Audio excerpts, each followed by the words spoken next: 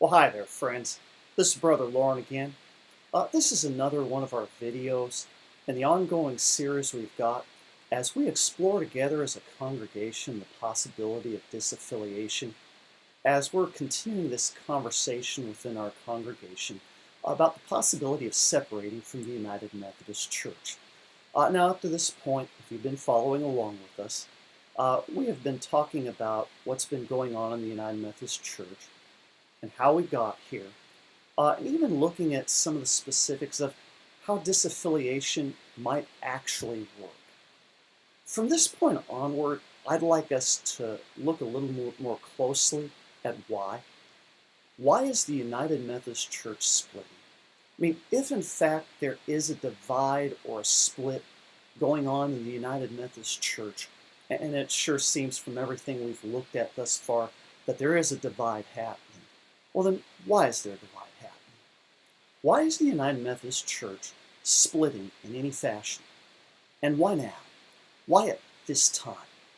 And that's especially important question for us to consider because my suspicion is if we were to look to any number of sources of news, they would tend to frame it in a particular way. That is, if we were to look to our local newspapers, like the one out of Jackson, the Clarion Ledger, or if we were to look at some of the nightly news, local news, or even some of the national media like CNN or Fox News or MSNBC, or to go looking online at some articles that we may find there, that most of the media is going to frame this all in one way, as if this is all about one issue. They're going to tend to frame it all about homosexuality and the practice of homosexuality. And there may be a number of reasons why they're doing it that way, but they're going to all tend to frame it as if this is about this group is pro-gay and that group is anti-gay.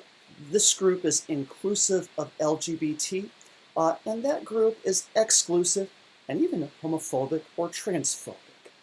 They'll tend to frame this conversation in that way as if all of what's going on in the United Methodist Church, the primary thing dividing it, is all about the matter of homosexuality. It's how the national and local media will tend to frame it for a variety of reasons. I'd like to suggest to you for a moment that that's actually not what's dividing the United Methodist Church. Now, do not misunderstand me, it is a part of the conversation. It is certainly something over which we disagree significantly, and we have really heated debate and argument about. We have significant disagreements in the United Methodist Church over the practice of homosexuality, and it is a part of what's dividing the United Methodist Church right now. But it is not the primary thing dividing us. It is not even the sole thing dividing us. It's really what I would call the presenting issue. It's the surface level thing that everyone else can see and talk about. Something the national media and the local media can grab hold of and understand. Because look, it's part of our culture. It's something that is a hot topic within our society. And so it's easy for them to see it and to talk about it and to frame the conversation that term. It's easier for them to make the story about almost completely homosexuality rather than to talk about things that are actually more perhaps why we're dividing. That there are actually more substantive issues. Things more at the heart of what's dividing the United Methodist Church than just the practice of homosexuality. For instance, things like our understanding of the Bible and who Jesus is, the nature of God, even the nature of salvation. How are we saved? Those things are really more at the heart of our divide.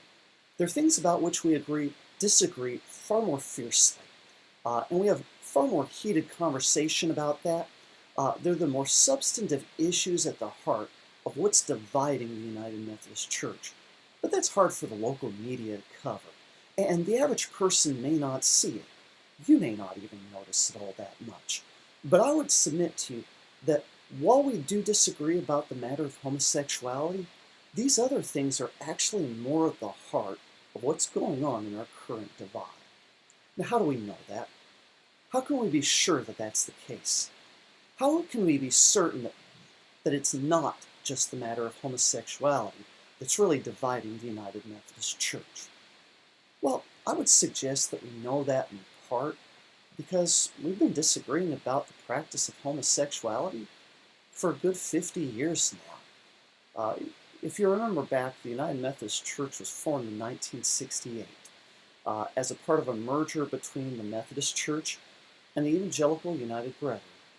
And at our first full general conference in 1972, something interesting happened. We added into our Book of Discipline for the very first time prohibitions on the practice of homosexuality. There were 3 things that got put into that Book of Discipline that stand out. The first thing is we said that the practice of homosexuality is incompatible with Christian teaching. Second, that we don't ordain self-avowed practicing homosexuals. And third, that local churches can't host and pastors can't preside over same-sex ceremonies or unions. They didn't have weddings back then just yet. Now that language has been fine-tuned and updated and made more specific as time goes by. But every book of discipline since 1972 has had those 3 prohibitions in one form or another. And they got added in 1972. Now some will argue, see, we didn't have a problem with the practice of homosexuality before 1972. I'd argue not so. The church has traditionally always read and interpreted and understood the Bible to say that the practice of homosexuality was incompatible with Christian teaching, that it's not biblical, and that we as Christians shouldn't do those things. That's always been a part of Methodist teaching from the days of John Wesley till today. Why did it get added into our Book of Discipline? Well, like most times you put in a prohibition. We don't put in a don't until someone tries to do. It's how most households work. You don't make a rule for your kids saying don't do this or that, typically until you find out they're trying to do this or that. Once they try to do it, that's when you make a rule about it. Well, that's what happened. Because if you remember, the 1960s were the era of the sexual revolution. And that sexual revolution pushed back against our Christian understanding of marriage and human sexuality in a wide variety of ways. And the practice of homosexuality was just one of those. But by 1972, that was being challenged in General Conference. There were those who wanted to ordain practicing homosexuals. There were those who wanted to preside over same-sex unions and to bless those ceremonies. And so we had to make a provision that says, no, you can't do that. And so we put that in 1972. And it's been reaffirmed at just about every General Conference ever since. Now I want you to note something in that. That's 1972.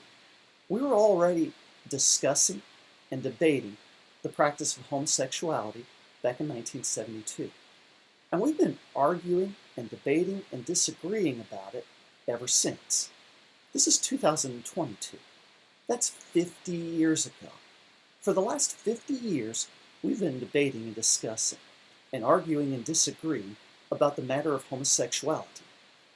And every 4 years, at every general conference, it's been debated and argued and discussed anew. And at most every general conference, we've even voted on it again.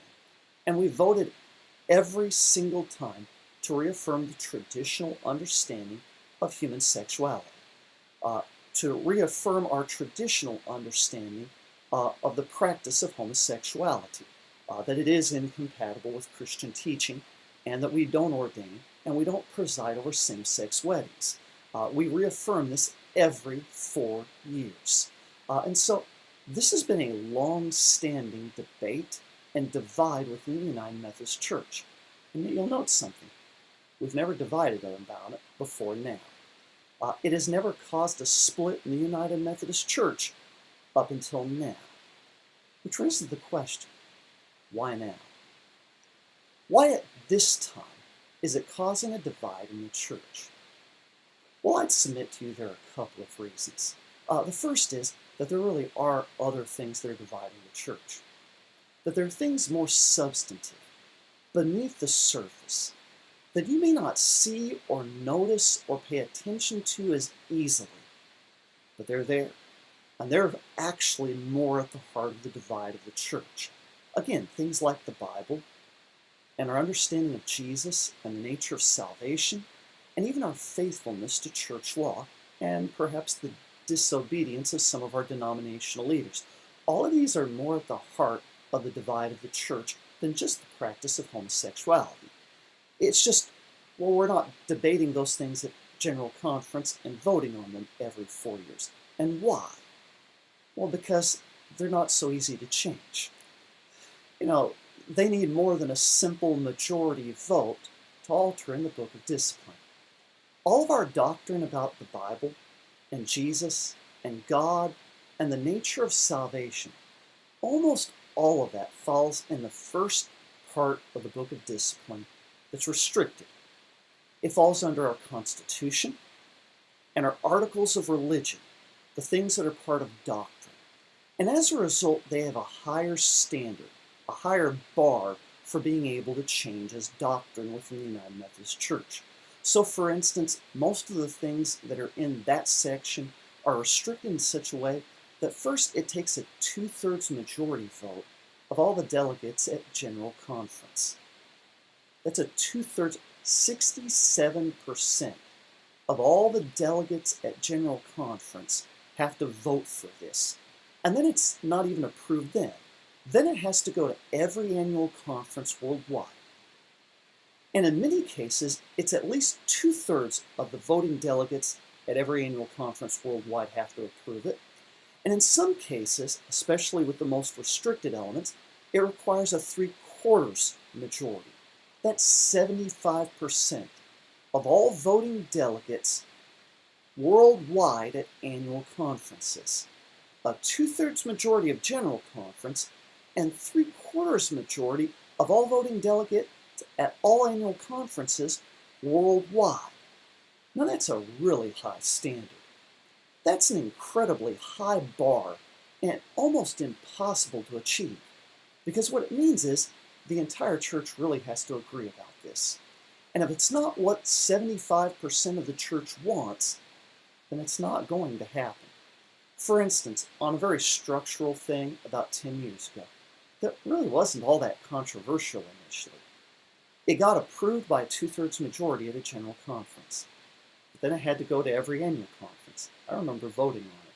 It didn't pass our annual conference because by the time it got to the annual conferences, most annual conferences had figured out whether they were for or against it, and most of us were against it. It didn't pass the Mississippi Annual Conference. By a simple majority, we voted against it. There were some annual conferences worldwide where it didn't even get a single passing vote. Everyone voted against it. There were some that voted for it, but there were most that voted against it, and as a result, it never got the 2/3 majority from the delegates at annual conferences worldwide that it would have needed simply to pass and become the new part of the Book of Discipline. It's a really high bar. As a result, it's never really been tried when it comes to matters of the Bible or Jesus or the nature of salvation. No one's ever brought that to the floor of General Conference because they know the votes aren't there. It's too high a bar. Whereas when it comes to the practice of homosexuality, all that takes is a simple majority. All we need is 50% plus 1. So kind of think about it. If there are 900 delegates, that means all we need are 451 votes for it to pass. Well, that's doable. That can be done. Mind you, every general conference that's been held, the majority have always reaffirmed our traditional view. But it's why it keeps coming up, because there's a chance, even if it's a slim one, that it might just pass. And so it's become the thing we're constantly discussing and debating and arguing over because it can be changed.